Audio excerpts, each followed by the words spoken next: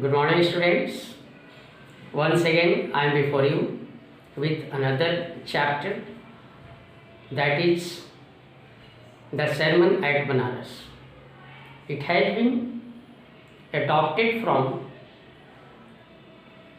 a college reader's lecture. Here, in this story, we will come to know that how a young lady, a woman, she has lost her child. She comes into the contact of Lord Buddha. Lord Buddha comes from a king's family. Okay, so right now I am going through the chapters line wise so that you may understand it well, ताकि आप इसको सही से समझ सकें।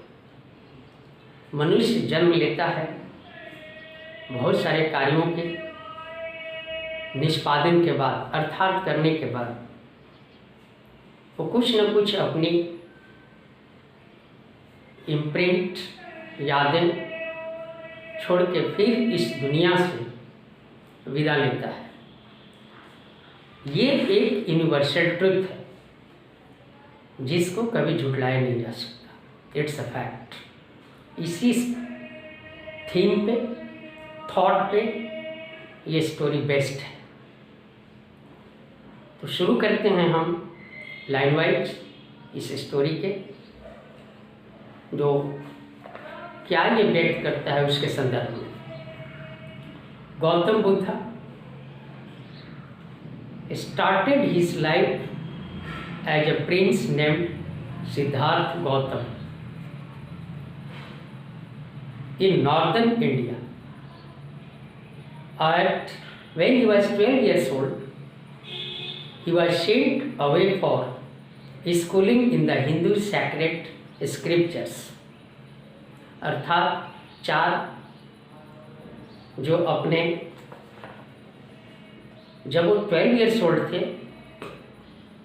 तो उनको एक हिंदू पवित्र स्क्रिप्चर्स के अध्ययन के लिए, अर्थात जो धार्मिक पुस्तकें होती हैं उनको शिक्षा दीक्षा के लिए भेजा गया। 4 years later, 4 वर्षों के पश्चात, he returned home to marry a princess. 4 वर्षों के बाद वो लौटे और एक प्रिंसेस के साथ उनका विवाह हुआ। They had a son and they lived for 10 years as befitted royalty. और इस तरह से चूँकि राजकुमार थे, इसलिए उन्होंने एक शाही जिंदगी जिया लगभग 10 वर्षों तक। At the age of 25, लगभग 25 वर्ष की अवस्था में, the prince heretofore shielded from the sufferings of the world. 25 वर्ष की अवस्था में तक जो भी किंग्स की तरफ से जो रॉयल सेफगार्ड है, शाही जो उनको रक्षा है, वो मिलता रहा। उनको पता ही नहीं था कि जीवन में दुख क्या होता है। While out hunting, chanced upon a sick man, then an aged man, then a funeral procession. एक बार शिकार करने के लिए बाहर निकले। उस समय उन्होंने क्या देखा, उनका सामना एक बीमार अस्वस्थ व्यक्ति से हुआ, फिर एक ओल्ड व्यक्ति से हुआ, और कुछ आगे बढ़े तो उन्होंने देखा कि किस तरह से लोग शव यात्रा में जुलूस के रूप में जा रहे हैं, शव को लेकर के, डेड बॉडी को लेकर। फ्यूनरल मतलब होता है दाह संस्कार। And finally a monk begging for arms. और अंत में क्या देखा कि अ सेंटली लाइक पर्सन जो भिक्षा मांग रहा था। The sight so moved him that he at once went out into the world to seek enlightenment concerning the sorrows he had witnessed. इन सारों चीज़ों से जो कुछ भी इन्होंने देखा बड़े प्रभावित हुए, मानसिक रूप से इनके ऊपर प्रभाव पड़ा और फिर जो इन्होंने डिसीजन लिया अत्यंत मार्मिक था और पूरे वर्ल्ड से इन सारी चीज़ों को देखने के बाद इन्होंने डिसाइड किया कि अब वो एक प्रकाश की खोज में निकलेंगे। अभी तक जो कुछ भी उन्होंने देखा जिसका प्रभाव अत्यंत गंभीर हुआ इनके मानस पटल पे, इनके माइंड पे, और ये निकल पड़े। He wanted for 7 years, 7 वर्षों तक इधर उधर घूमते रहे। Finally sat under a people tree, और फिर ये एक पीपल के पेड़ के नीचे बैठ गए। वहाँ से where he vowed to stay until enlightenment came, और तब तक वहाँ बैठे रहे। इन्होंने प्रतिज्ञा की, वोट मीन्स प्रतिज्ञा किया कि जब तक उनको वो लाइट दिखाई नहीं देगी, वो प्रकाश की किरण दिखाई नहीं देगी, तब तक वो वहाँ से हटेंगे नहीं। उस पीपल के पेड़ के नीचे बैठ गए। एनलाइटेड after 7 days he renamed the tree the Bodhi tree, means tree of wisdom। ठीक 7 days के बाद उनको वो प्रकाश, वो लाइट दिखाई दिया और उस पीपल के पेड़ का नाम उन्होंने नामकरण दूसरे ढंग से कर दिया, renamed as Bodhi tree, means वैसा पेड़ जो ज्ञान का भंडार है। And began to teach and to share his new understandings what he got through the enlightenment. जो भी उनको प्रकाश दिखाई दिया उसके माध्यम से उन्होंने पूरी जगह जगह घूमकर लोगों से शेयर करना शुरू कर दिया, लोगों को बताना शुरू कर दिया। इस प्रकार से at that point he become known as the Buddha. उस समय तक वो बुद्धा के नाम से जाना जाने लगे, अर्थात लोग जानने लगे कि ये बुद्धा हैं। बुद्धा का एक्चुअल मीनिंग होता है द अवेकेंड और द एनलाइटेंड, यानी वैसा व्यक्ति जिसको उस आध्यात्मिक लाइट मिल चुकी है, वो देख चुका है। The Buddha preached his first sermon at the city of Benares, mostly holy of the dipping place on the river Ganges। आपको भी पता है बनारस एक पवित्र स्थल है हिंदुस्तान का। वहीं पे पहला अपना जो धार्मिक उपदेश था उन्होंने सारे लोगों को बताया, जहाँ पे माँ गंगे बहती हैं। That sermon has been preserved and is given here। वो आज तक उनके दिए गए उपदेश को अभी तक सुरक्षित रखा गया है, जिसके बारे में यहाँ चर्चा हम करेंगे। It reflects the Buddha's wisdom about one indescribable kind of suffering। इस तरह से इस लेक्चर में, इस उपदेश में जो उन्होंने बताया लॉर्ड बुद्धा ने, इसमें मुख्य रूप से अगर आप गंभीर नहीं हैं तो इसको समझना आसान नहीं है। क्या है? Listen to me.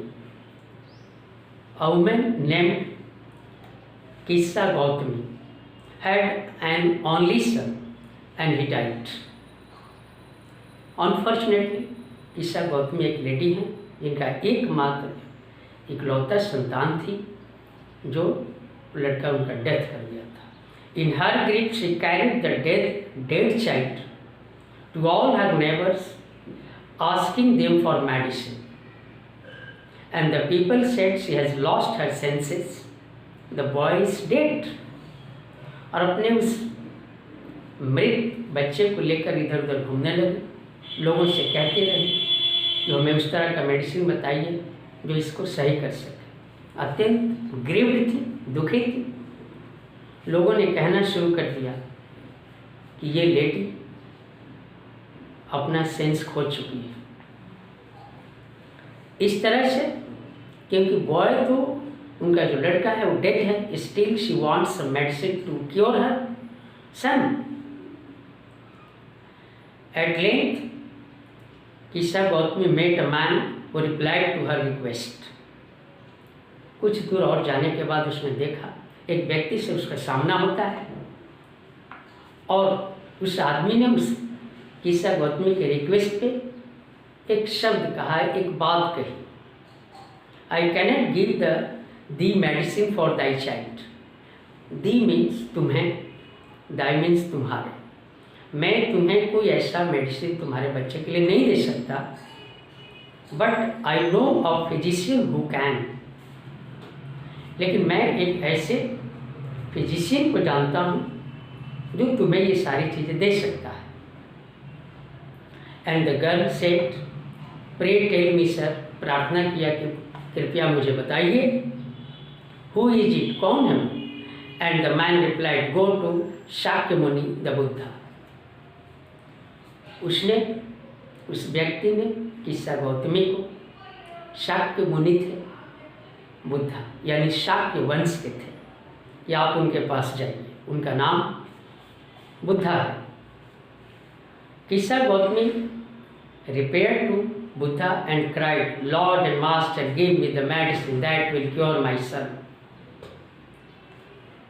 Lord Buddha के पास गई, काफ़ी उनके सामने अपनी बात रखी, उनसे रिक्वेस्ट किया, रोई, विलाप किया कि आप मुझे वैसा मेडिसिन दीजिए ताकि अपने बच्चे की रक्षा कर सकूं। The Buddha answered, I want a handful of mustard seed. तब लॉर्ड बुद्धा ने बोला कि आप मुझे एक मुट्ठी सरसों का बीज ला दीजिए। And when the girl in her joy promised to procure it, the Buddha added, the mustard seeds must be taken from a house where no one has lost a child, a husband, parents और friends. Lord Buddha ने उसके सामने शर्त रख दी कि mustard seeds उन घरों से ले आना है जहाँ पे कोई डेथ ना हुआ, अर्थात कोई व्यक्ति अपने हस्बैंड को, अपने बच्चे को, अपने पेरेंट्स को, अपने फ्रेंड्स को खोया नहीं। वह Kisa Gotami now went from house to house and the people pitied her and said. बोला कि घर घर जाने लगी, लोगों ने उसके ऊपर दया भी किया और उनसे कहा, here is mustard, take it, but when she asked, did a son और डॉटर, अ फादर और mother die in your family? जिस व्यक्ति ने भी उनको एक मुट्ठी भर सरसों का बीज दिया, तो उन्होंने, किस्सा गौतमी ने ऐसे व्यक्ति से पूछा कि क्या आपके घर में कभी डेथ हुआ है? And they answered her, alas the living are few but the dead are many. और उन्होंने जो जवाब दिया, how it was strange and that there is nothing strange for the whole world but it was strange for Kisa Gotami. बोले कि क्या बात करते हो, यहाँ तो इस परिवार में मरे हुए लोग ज़्यादा हैं, जिंदे कम हैं। Don't remind us for our deepest grief. And there was no house but some beloved one had died in it. बोले कि हमारे दुख को याद मत दिलाओ किस्सा गौतमी, क्योंकि उनको याद करके हमें दुख होता है और ऐसा कोई भी घर नहीं है जिसमें डेथ ना हुआ। Poor किस्सा Gautami now went from house to house, but she didn't find that sort of seeds from such a house where there was not a single death. किस्सा Gautami became very and hopeless, और तो दुखी भी हो गई और निराश भी हो गई। and sat down at the wayside watching the lights of the city. और शहर के एक रास्ते के किनारे बैठ गई और शहर में जो लाइट जल रहे थे उसकी तरफ देखने लग गई. As they flickered up and were extinguished again. Light जल रहे थे, फ्लक्चुएट कर रहे थे, अप एंड डाउन हो रहे थे और फिर बुझ गए. At last the darkness of the night reigned everywhere. और हर तरफ अंधेरा छा गया. लाइट जल रहे थे, फिर बुझ गए, चारों तरफ शहर में अंधेरा छा गया. And she thought to herself, at last the darkness of the night reigned everywhere, and she considered the fate of a man that their lights flickered up are extinguished again. तब उसको इस बात का एहसास हुआ कि इस लाइट की तरह लाइट जलेगा, फ्लिकर करेगा, फिर एक्सटिंग्विश हो जाएगा. उसी तरह मनुष्य जन्म लेगा और फिर उसका भी लाइफ एंड करेगा. And she thought to herself how selfish am I in my dream. तब उसको एहसास हो गया कि वो कितना स्वार्थी है अपने बच्चे को लेकर के. Death is common to all. मृत्यु सबका होना है. Yet, in this valley of desolation, there is a path that leads him to immortality, who has surrendered all selfishness. लेकिन इस मॉर्टल वर्ल्ड में एकमात्र एक ऐसा आपके पास, हमारे पास, सबके पास एक क्वालिटी है, वो है सेल्फिशनेस. अगर हम स्वार्थ को त्याग दें तो निश्चित रूप से इस दुनिया में हम रहें या न रहें, हमारी यादें, हमारी बातें याद रखी जाएगी जो अमर हो जाएंगी. तभी तो लॉर्ड बुद्धा को हम पढ़ रहे हैं. He is immortal. जिंदा नहीं है फिर भी इमॉर्टल है, अमर है. The Buddha said the life of mortals in this world is troubled and brief and combined with pain. Lord Buddha ने बोला कि देखो मनुष्य का जीवन छोटा है, कठिनाइयों से भरा है और इसमें दुख और दर्द भी है. For there is not any means by which those that have been born can avoid dying. Lord Buddha ने बोला कि जिनका जन्म हुआ है वो डेथ को अवॉइड नहीं कर सकते. After reaching old age there is death. उम्र के अनुसार मनुष्य ओल्ड होगा और then there is death. Of such nature are living beings. इसी तरह से जितने जीव जंतु, पशु पक्षी, मनुष्य जो भी हैं, यही जीवन की लीला है. As ripe fruits are early in danger of falling. जैसे पके हुए कोई भी फल उनके पेड़ों से गिरने की संभावना अधिक रहती है. So mortals when born are always in danger of death. इसलिए मनुष्य या कोई भी चीज़ जो लिविंग बॉडीज है, लिविंग थिंग्स है, जिनका जन्म हुआ है, वो भी डेथ की तरफ जाएंगे. It's a fact. As all earthen vessels made by the potter end in being broken. जो एक पॉटर है, जो मिट्टी का घड़ा, दिया, कुछ भी जो बनाता है मिट्टी का, वो भी ब्रेक करता है और वो एंड कर जाता है.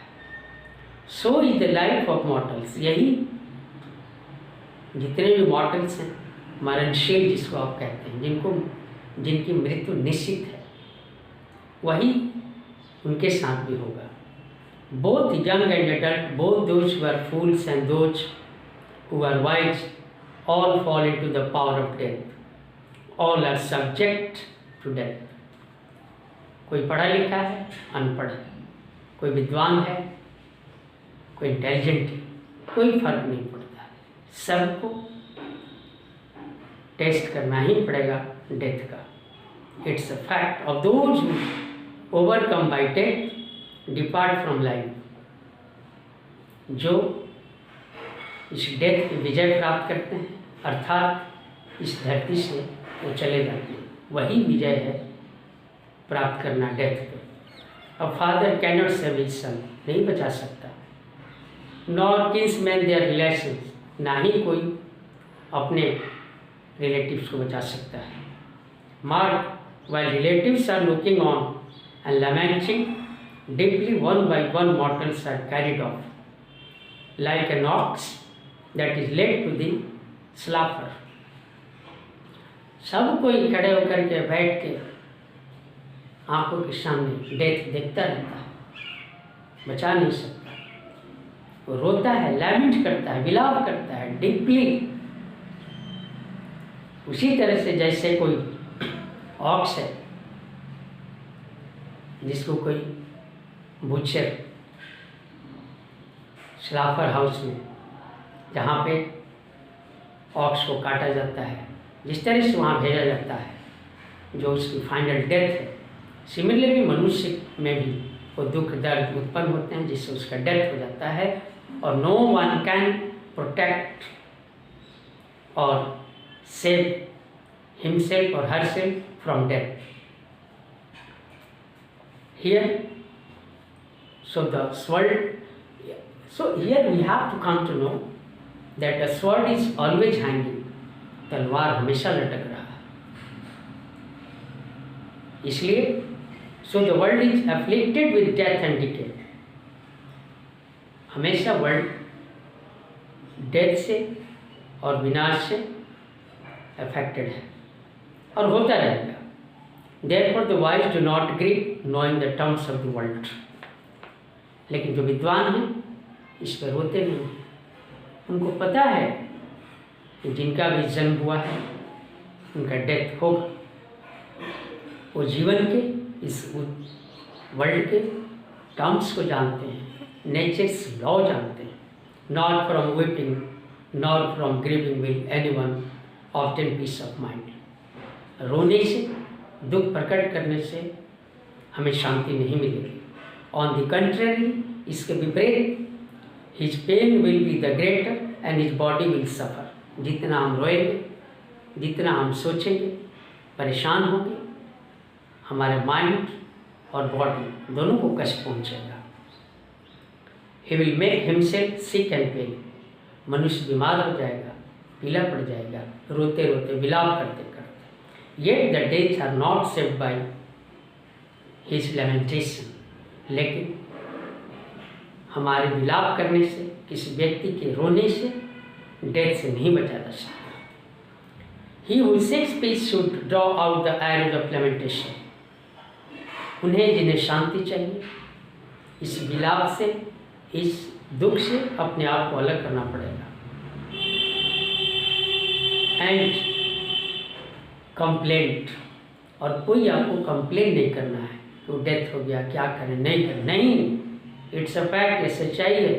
Death is sure and grief, कोई दुख के बारे में कोई कंप्लेन नहीं, वो आएंगे जीवन में। He who has drawn out the arrow and has become composed will obtain peace of mind. जिस किसी ने भी अपने को इस दुख के एरो से बाहर कर लिया है और जो काम एंड कंपोज्ड हो गया है, उसी को शांति मिलेगी। He who has overcome all the sorrow will become free from sorrow and be blessed. वो व्यक्ति जिसने अपने दुखों को अपने से अलग कर दिया, उस पर विजय प्राप्त कर लिया है, वही अपने दुख से छुटकारा मिलेगा और he can be blessed by Lord God, और उसे ही भगवान की तरफ से आशीर्वाद मिलेगा। जिसकी चर्चा इस स्टोरी से हमें ये सीख मिलती है कि what is mortal will end one day and what is immortal means our selfishness when we come out of our lamentation can have peace and we can become immortal when we just come out of the selfishness. So this is the story. Okay, thank you.